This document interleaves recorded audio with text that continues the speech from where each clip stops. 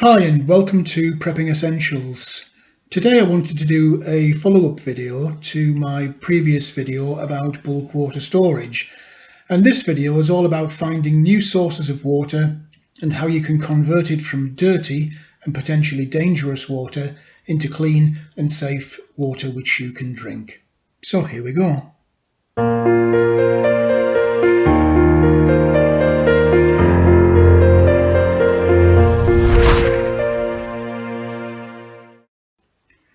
It's great to have emergency bulk stocks of water on hand in the home, but in a longer term grid down situation, at some point you're going to have to be able to replenish these stocks by going out and finding new sources of water.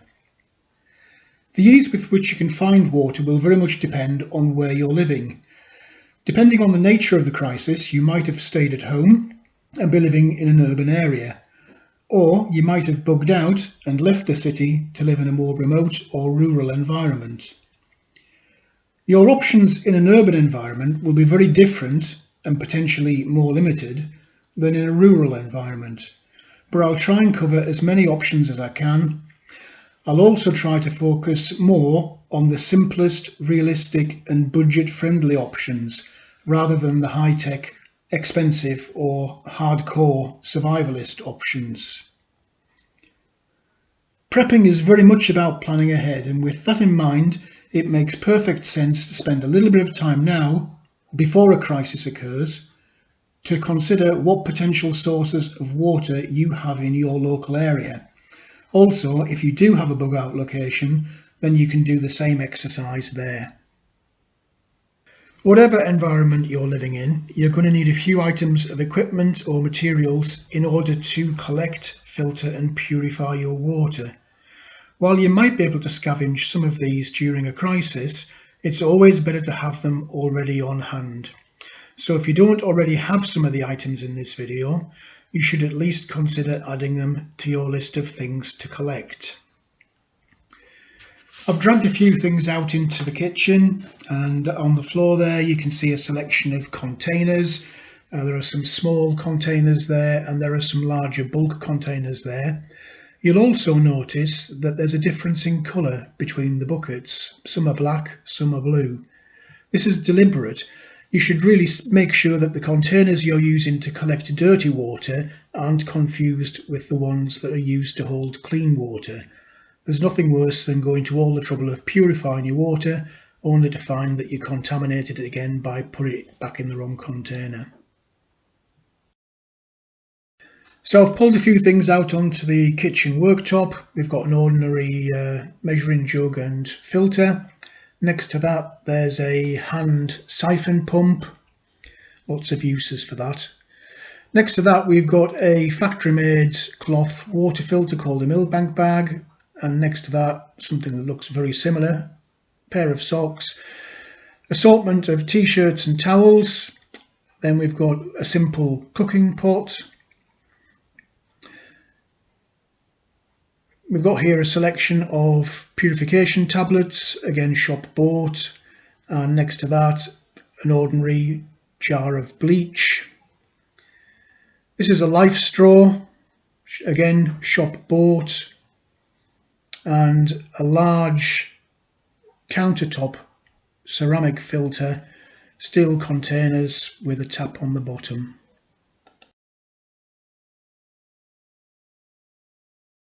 In any urban environment, as soon as the main water supplies are lost, people will immediately start scavenging for all of the remaining sources of bottled water, along with any other water that could be held in building water pipes, holding tanks and even perhaps hot water heating systems. So if you're considering these sources as a backup, then you'll have to be very quick. Most urban areas will have outdoor water sources available. These may be natural water courses such as rivers and streams, or they could be man-made water features such as canals, lakes and ponds. These will provide access to bulk water supplies, but bear in mind they may also require you to transport the water over a large distance to get it back home. They're also likely to contain high levels of pollution. If you're in an urban area, then you might find other sources closer at hand. such as ornamental ponds and rainwater barrels in gardens. Koi fish ponds in particular are useful because they're very well filtered. So too are swimming pools, and these are also chemically treated, so they would be a useful source of reliable water. More rural environments will have a larger variety of natural watercourses, and the closer to the source you are, then the more reliable and drinkable these will be. One thing you need to bear in mind with all natural watercourses is the subject of what might potentially be polluting the water further upstream. Livestock quite often use the river as a toilet, and large numbers of animals end up dead and decomposing in rivers. Watercourses near arable fields can also be polluted by pesticides, so it's always worth considering these factors when selecting your water source. It's also far preferable to take the water from a fast-flowing river or stream rather than from a stagnant pond. Water can be collected in a variety of other ways, though these are more labour-intensive or they yield much smaller quantities of water. You could, and you should, consider rainwater harvesting. But you could also collect water through methods using condensation, such as putting bags over vegetation or setting up a solar still. You could also consider digging a well, or simply running a t-shirt through dew-soaked grass in the morning and then wringing it out into a container. There's lots of other ways available. I suggest you do a little bit of research into this on the internet.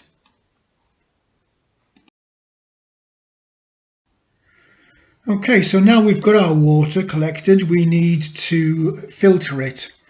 The objective is to remove as much of the particulate matter as possible. You could use items you might already have in the home, such as paper coffee filters, or towels or other densely woven fabric material. Outdoors you could use a purpose-made milk bank bag, or as an alternative you could use a sock or a t-shirt tied up at the bottom. A useful alternative would be to make your own multi-layered filter bucket using a combination of layers of sand, gravel and activated charcoal. Stack one bucket on top of the other and you can effectively clean large volumes of water. Plus, of course, they can be left unattended to do their work while you get on with doing other things.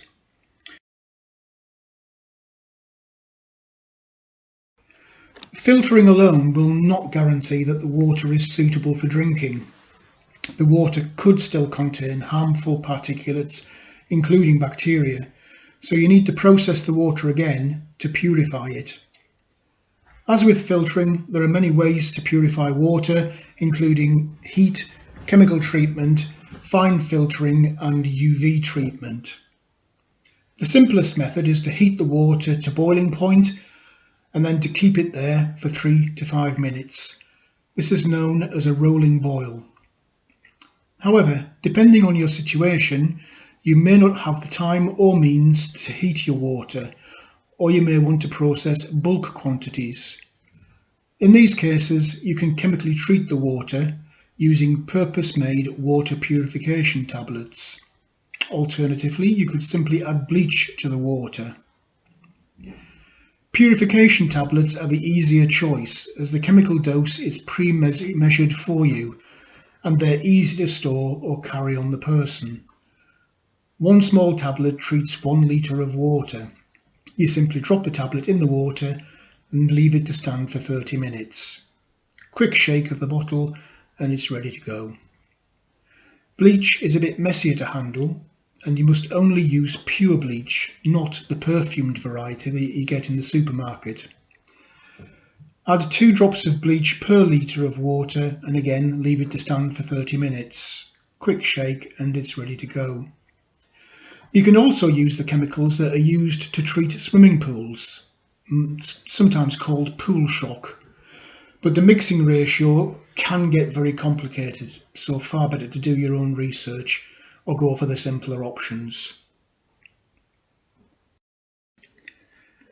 There are a number of products on the market which are designed to filter water to such a degree as to remove even bacteria, and they therefore do both the filtering and the purification process all in one go. These include small portable devices to drink small quantities of water directly from the water source, such as the life straw, and larger devices for processing bulk quantities of water, such as the Berkey countertop filter. The life straw is excellent in a bug-out bag. It enables you to get safe water quickly and while on the move. The Berkey filter is excellent for processing and storing larger quantities of water in the home. Having said this, I'd always pre-filter dirty water before processing it through the Berkey, just to preserve the life of the ceramic filters inside. Finally, a nod to those of you who are into high tech. You can also buy products that use UV light to purify water, and if you do some research on the internet, you'll find lots of other suggestions. Anyway, that's about it for now. Hopefully you found this to be informative, and please do check out my other blogs and videos on the subject of water, as it's such a critical resource and you want to be sure that you've got access to it whenever there's a crisis situation. Before I go, just want to say thank you to the people who have commented on my videos, including Kim Rector, Gibson Girl, Corbett Hunter, Mayra Rodriguez, Sherry Totten, Anna Lee Brown, and of course Kanzi and Voodoo Kitchen Mama, who comment on lots of videos. If you do like the video, please click the like button. Feel free to hit the subscribe button so you can find your way back and to get informed as and when we upload new videos. But for now, thanks for watching, and I'll see you next time.